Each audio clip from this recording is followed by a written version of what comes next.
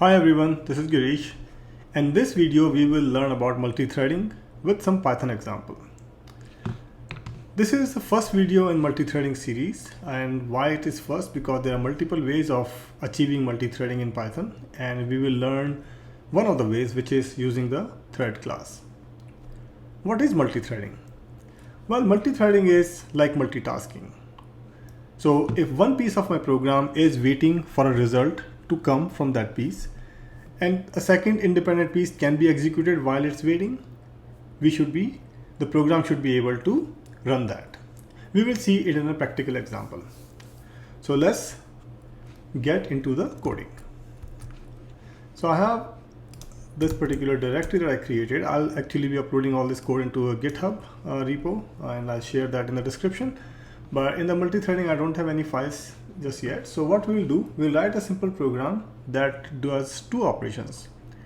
It creates squares and it creates cubes of a list of numbers that is given. So let's start with no multithreading first, and then we'll see the effect of multithreading.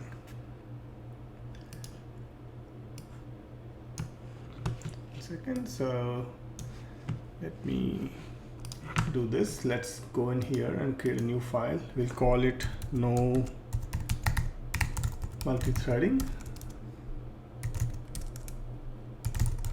py. Okay, so we will import time because we want to see how much time was taken for the entire operation, and in both the cases, with or without multithreading. So we'll do this.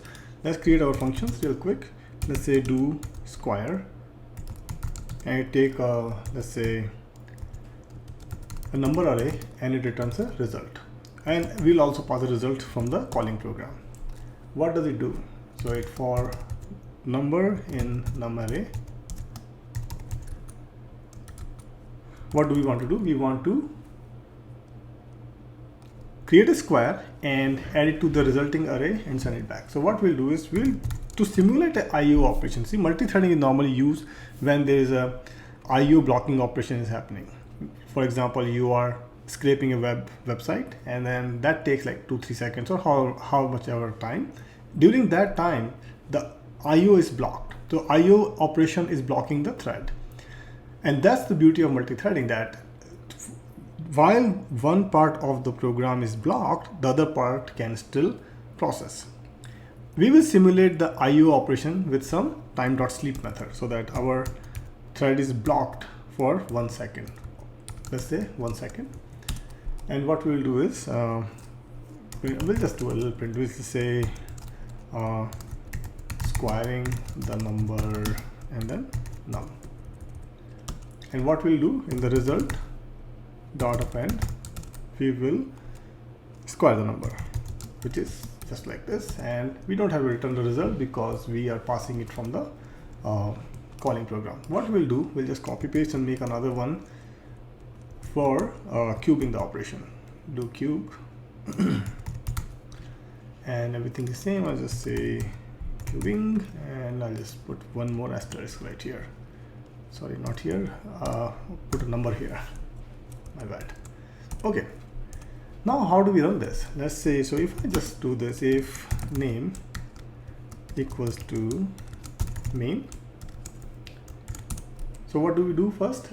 We will start the timer. So what we'll say is, let's build our list first. So I'll just say my list is, let's make a list. Let's say 3, 5, 7, -9. It doesn't matter what the number is. And then what we'll do a start time is time.time, and we'll also have an end time equals to time.time.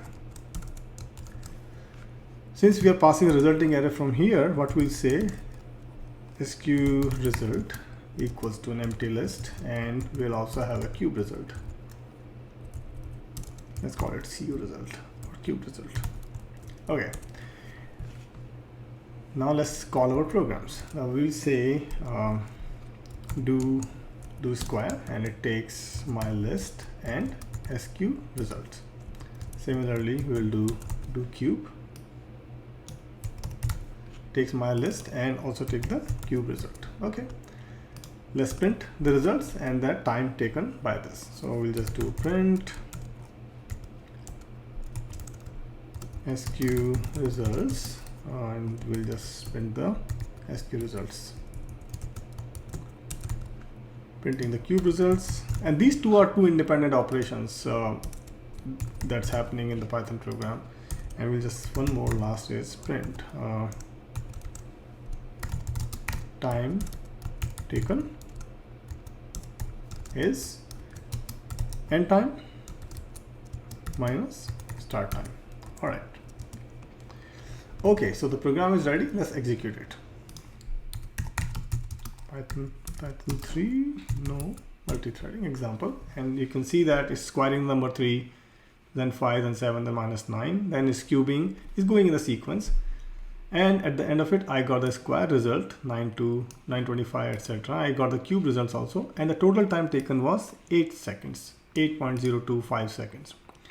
Why it took 8 seconds? Because we have 1 second delay between processing of every element of the list, and our list has 4 elements, so it took 4 seconds here plus 4 seconds in the second 4 seconds on the do square and 4 seconds on do cube method, and it took 0.02 extra seconds for processing and displaying, etc.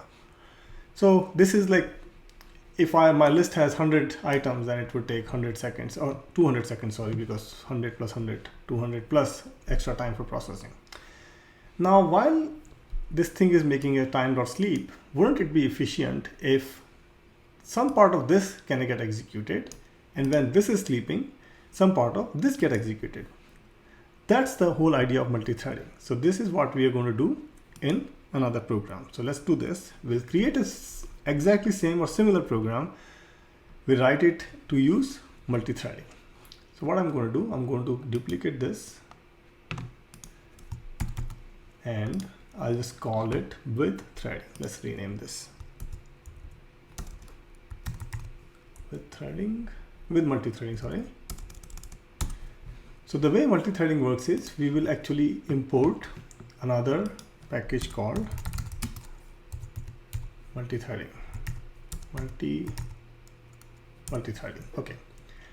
Now we will not call this directly like this. What we will do is we'll create threads. So what we'll say, okay, create threads for the operations that we want to perform. The way we create thread is, let's say T1 is threading dot thread. Threading is something that we imported.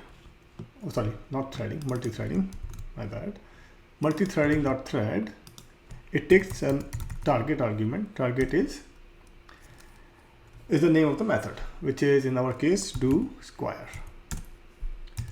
Then it takes another parameter called args, and we are passing 2 parameters to this method, which is numArray and result. So basically exactly how we passed before.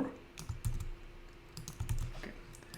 We will do another thread, create another thread, which will be going to the cube result method.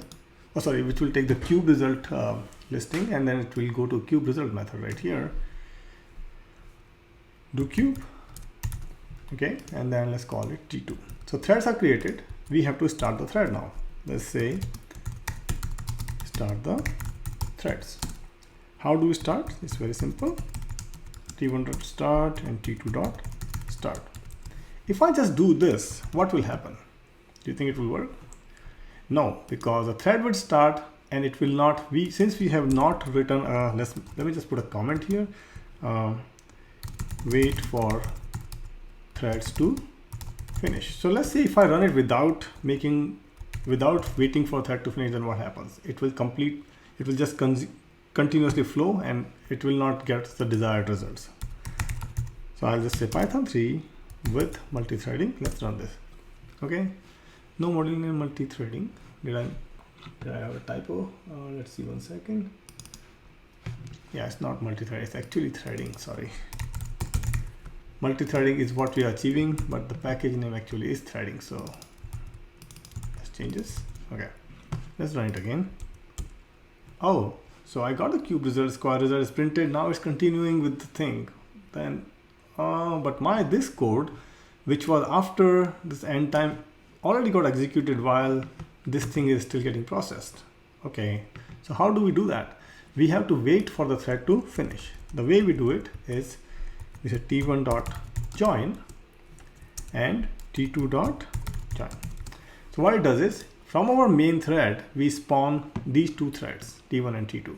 We started them, but we have to wait for them to join back. We have to make, what does join back mean? Is to finish the processing and join back the main to the main thread. So with this, now we should be able to achieve the desired result. Let's try this. Okay, so let me just increase it a little bit. See, this is what's happening now. It says squaring the number 3, squaring the number 3 here, and then when it's sleeping, it goes to the cubing the number 3. Then squaring the number 3, cubing the number 3, squaring 5, cubing 5. So basically every time we have a blocking IO operation, it goes to perform something else, which that something else is nothing but the other operation that we have. We got the desired results, and if you notice this, the time taken was cut down in half, because 1 second sleep is happening for every element, so 4 is not will not go away. But if you see this, it's not happening double the time like how we saw without multithreading, like it happened for 8 seconds right there, because while it's sleeping in do square, it goes perform whatever is written in this guy, and when you sleep in the cube operation, it goes perform whatever is left over in the square operation. So this is very useful for independent tasks, like let's say you are scraping a web page or something, and then you can do 3 or 4 different websites together, but then every operation or every request take like 3 to 4 seconds, and instead of waiting for one thread to finish, we can actually, or one operation to finish, we can do that part in a multi-threading way, so that we can combine them and they can all be clubbed together at the end. So this is one way of achieving this, and in the next video I will be talking about something called thread pool executor, and which actually gives much more flexibility and control over how many threads do we have and those kind of stuff. So we will be able to see that also in a practical Python program. Thank you so much for watching, and I will see you in the next lecture. If you haven't subscribed, please like, share and subscribe to my YouTube channel. It will help me, it will help you with all these topics that I'm going to be creating soon. Thank you. I will see you in the next lecture.